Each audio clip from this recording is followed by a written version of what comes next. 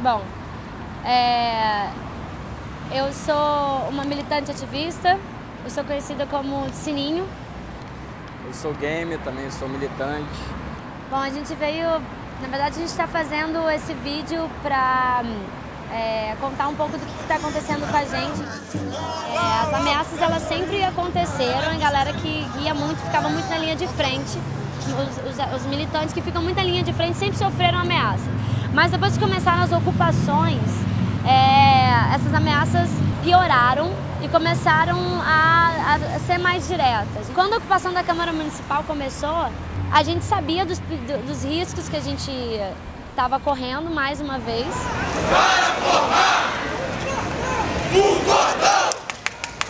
Hoje a polícia não entra no nosso meio! Numa das sessões da CPI, um vereador pagou para os milicianos irem na sessão, então ficou separado numa galeria só os milicianos e a outra galeria os militantes.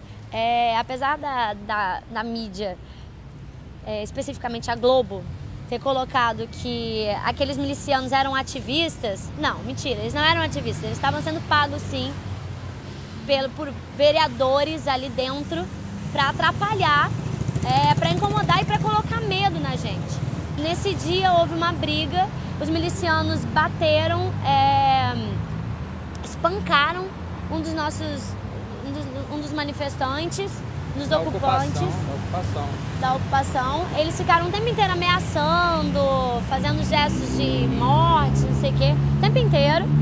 E falaram que eles iam voltar. Uma defensora pública de direitos humanos e alguns advogados entraram em contato com a gente, com outras pessoas na Câmara, falando que sim, a gente corria um risco, só que até então estava sob controle, porque uma organização contra esse crime organizado aqui do Brasil já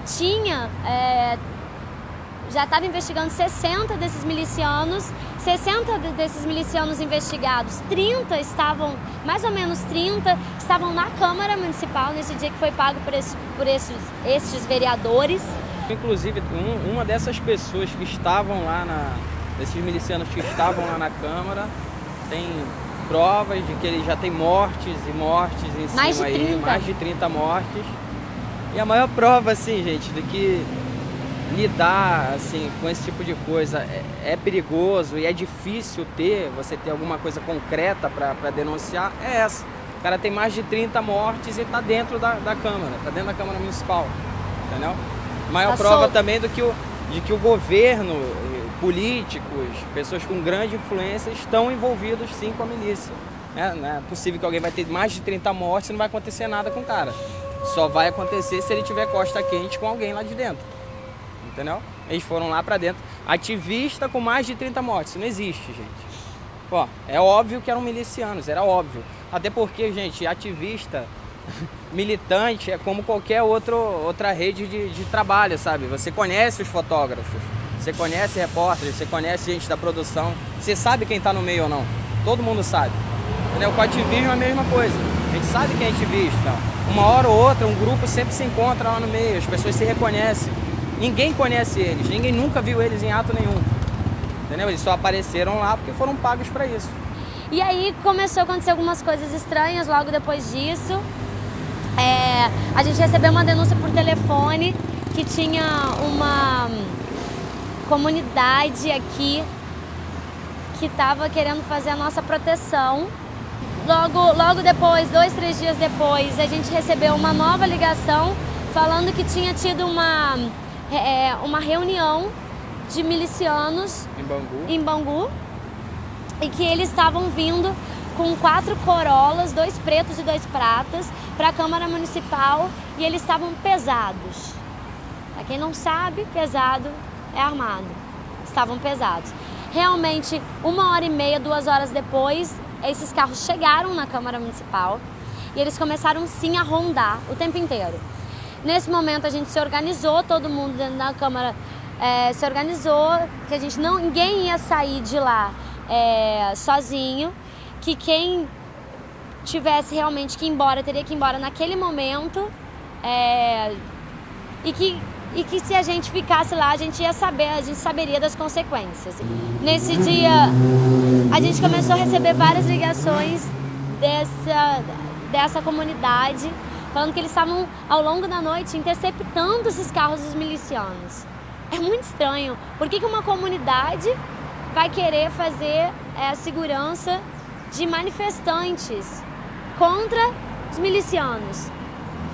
Bom, a comunidade é essa que até então não havia se apresentado para nada, eles não tinham tido qualquer comunicação conosco.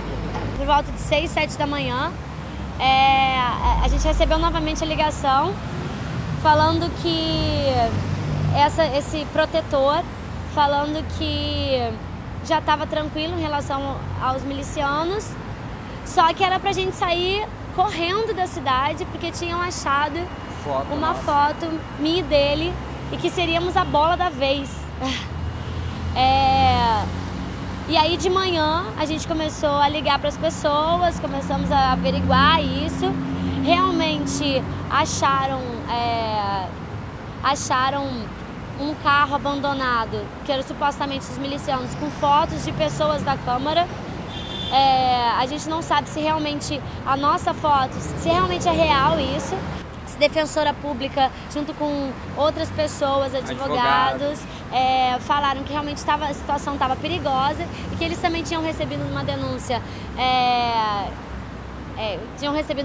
que o nosso nome estava na roda. E aí nesse dia a gente encontrou um político que viveu algo bem parecido.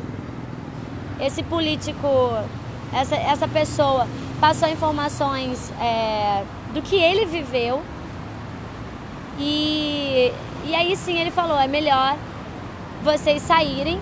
Ele falou, sempre vai ser uma ameaça indireta, eles não vão chegar e ameaçar diretamente vocês, até porque isso vai ficar muito fácil para qualquer um compreender, então vai ser sempre ameaça indireta. E os fatos que ele foi apresentando, que ele viveu, batia exatamente com os mesmos fatos que a gente está passando agora, sabe? Ligações, tentar vínculo com outras coisas, perseguição, carros rondando. A gente decidiu sair, a gente decidiu viajar, não fugindo. Até porque, assim, sim, a gente foi um pânico na hora, a gente ficou, eu principalmente, extremamente abalada. Minha vida estava em risco, eu não sabia se era verdade ou não, mas pelo sim, pelo não, você mete o pé. Se você está num processo desse, você não pode contar com a polícia, porque a polícia criminaliza. Você não pode contar com o MP, o Ministério Público, o governo, porque o governo não vai te apoiar nunca, você está batendo contra ele. Você não pode contar com a grande mídia, porque a grande mídia é manipuladora, ela manipula as suas informações.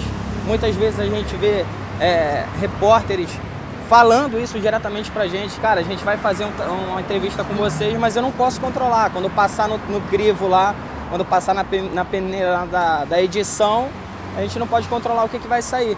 Então, com esse corte, com essa podagem das pessoas em ações, em ferramentas para se defender, automaticamente a pessoa fica com medo. Você está sendo ameaçado por N lados, por 5 lados ao mesmo tempo e não tem como recorrer. Então, como as pessoas que vivem, que passam por esse processo, não têm uma prova direta, como provar aquilo ali, a gente espera que esse vídeo, que essa denúncia nossa sirva como um pavio, sabe? Que história, que as pessoas passem a ter um incentivo assim, para vir mesmo, denunciar, falar o que está acontecendo, falar o que eles estão passando, porque provar é uma coisa, mas a verdade do que você está passando tem que valer de alguma coisa, não é possível, gente. Isso tem que ser válido tanto para o governo quanto para as pessoas, para a mídia. A grande mídia que se diz a favor do povo, que se diz mostrar a verdade, mas na verdade não mostra. Manipula, esconde, joga com o governo. Então a gente espera que esse vídeo dê um ânimo para as pessoas, que as pessoas também venham, também mostrem o que estão passando, também mostrem o medo que elas estão sentindo do governo, de miliciano, de traficante, seja lá do que for.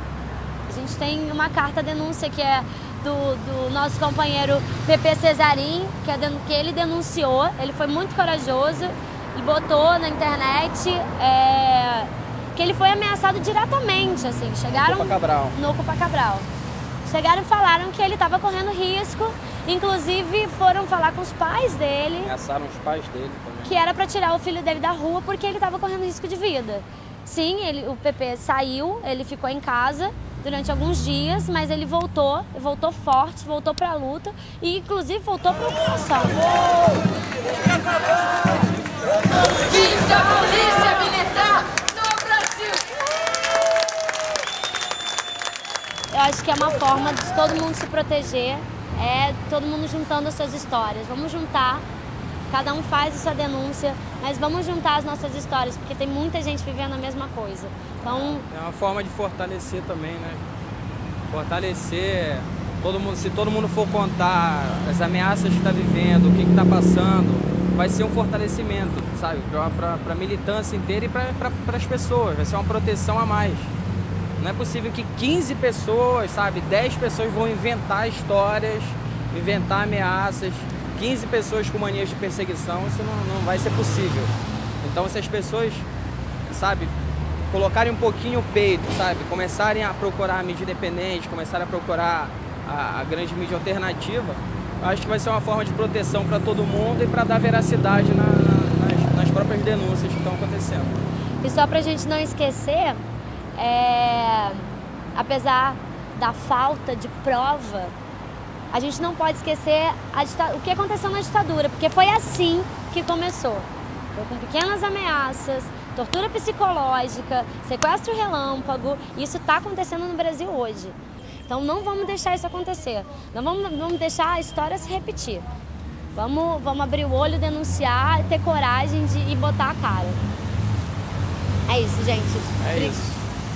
Obrigado, gente. Obrigado a todo mundo. Força aí para quem tá na rua, força para quem tá lutando.